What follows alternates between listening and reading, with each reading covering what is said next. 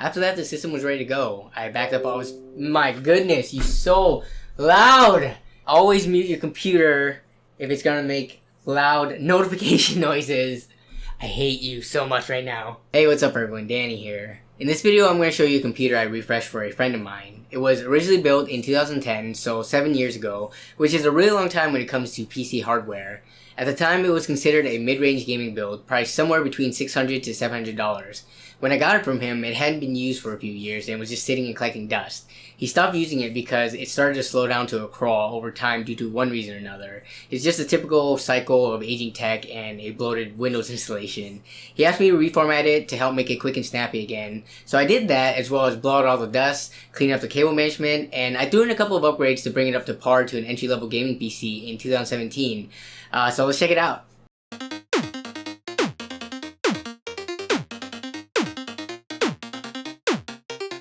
The main specs driving the performance of this build is the Phenom 2 X6 1055T, a 6-core 6-thread M3 processor that directly competed with the first-gen Intel i5s. Along with that, there's an Asus NVIDIA GTX 460 768MB variant. Yes, you heard right, not even 1GB of VRAM, and 4GB of DDR3 G-Skill ripjaws at 1600 MHz. I'll have the rest of the parts on the screen now. This is to give you an idea of what $600 to $700 got you back in 2010. Unfortunately, I don't have access to the invoice to show the exact breakdown of pricing per component back then, but this was all bought brand new on Newegg at the time. Later on, I'll break this down to what I think is fit for pricing in the used market today, in case you want to build something similar. I initially went back and forth between if I wanted to keep the current case it was in, the Thermaltake Element G, or transfer everything into something more compact, because this thing is pretty big and it definitely looks a bit dated.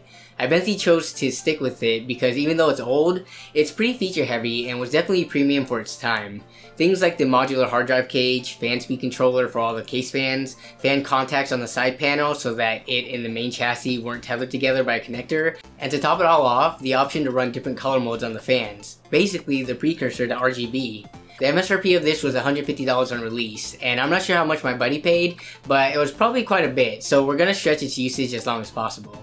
The entire system had a noticeable layer of dust on it. I'm not sure when it was last dusted, or if it was ever dusted at all since being built. There was just dust everywhere. My friend isn't a slob though, he's actually a very neat and organized person. I think this goes to show that people who only use their PCs as tools, and are not into like system building and getting their hands on with hardware, they easily overlook maintenance like this. But no worries though, that was the first thing I took care of.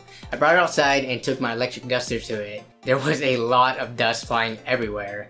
Afterward, I wiped the exterior down to get rid of any marks and scuffs to make it more presentable. Then I got to redoing the cable management. I'm not sure who cable managed this originally. I forget if I had a hand in helping build this computer 7 years ago. Hopefully not, because it was done horribly. The backside of the motherboard tray was not used at all. But after a little bit of work, this was the best I could do.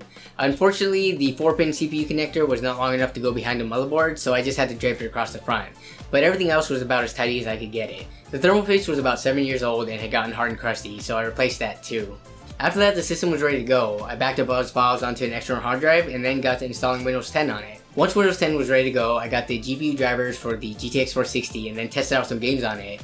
My friend only ever played 2 games with this computer. The first one is League of Legends, which we used to play a lot back in college, but none of us really play it that much anymore, so I didn't bother testing it because it's such a light title to run that I had no doubts that it would work fine. But the second game he really likes is the Dirt series. He's a Subaru owner, he loves Ken Block and Gymkhana and Autocross and all that, so I think if anything he'll be playing this once he gets his system back. I loaded up Dirt Rally, which is the second to newest in the series, and it ran surprisingly well considering we have less than a gig of VRAM.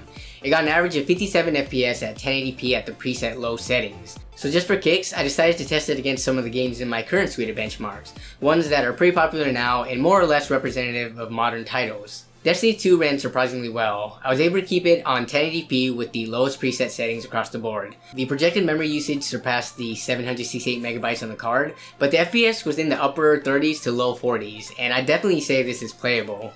GTA Online was a different story. It was not a pleasant experience at all. Turning everything down all the way and dropping the resolution to the lowest 800 by 600 still surpassed the video memory, but unlike Destiny 2, this translated into horrible performance with constant stuttering and freezing for seconds at a time, and FPS in the low 20s. Definitely not playable in my opinion. And last, we have Players Unknown Battleground. Even higher end systems have trouble running it smoothly due to optimization, so you can imagine how horribly it ran on this system. At the lowest resolution, which is 720p with the lowest settings available, this game was basically unplayable. It was like GTA Online, but 10 times worse in terms of stutters and long freezes. What you're seeing on the screen is exactly what I was experiencing, and I wish this performance upon no one. So this PC clearly struggled with AAA titles, which is expected because it was built 7 years ago. And it wasn't a top of the line system for its time either. If it was, it might have gotten a little bit further in the heavy titles. But as it is, we can only expect so much from it. So now let's take a look at the value of the system in 2017. Over the course of 7 years, I'd say this once $600 to $700 mid-range gaming PC has depreciated down to roughly $170 in the used market. I wouldn't pay much more than that for this bundle of used parts. I'd actually prefer to pay less if you took out the case and GPU, because I don't think they're worth as much as I estimated, but the reality is that all products have a lower limit of their prices. The fact that they're in working condition keeps some value to them, even though I don't value them as much. Before giving the system back to my friend, I wanted to upgrade it on the cheap to get a couple more years of gaming capability out of it. To do this, I saw 2 areas that could be improved for drastic benefits. First was upping the RAM to a total of 8GB. Luckily enough, I had another set of 2x2 G-Skull ripjaws of the exact same model, same frequency and timings as the ones currently in the system. These were extremely common in the DDR3 era, and almost everyone I knew were running this specific model of ripjaws. This set I actually got as a donation from a different friend of mine who upgraded his RAM and didn't have room for them. But I'd value this at around $15 since I've been commonly finding 8GB of DDR3 for $30. The next upgrade was definitely the GPU. We needed to get something more modern in there. I had a 2GB GTX 760 that I got on a Craigslist ride-along at the beginning of the year and never used. It was a $40 card and it was a really good match for the system. Replacing the old GPU and upping the RAM adds in $55 worth of upgrades, which is about 33% of the original system's value. It's a large portion of the total cost since it was already priced low to begin with, but the performance gains will return in 2 to 3-fold due to it, which makes the upgrade totally worth it in my opinion. For those of you who might want to build something similar, the total value now slides in right under $200, which I would easily recommend to anyone who needs a cheap gaming PC. I would not pay that much more though for this set of specs. So let's take a look again at how it performs, now with these upgraded parts. So sit back, relax, and enjoy the improved benchmarks.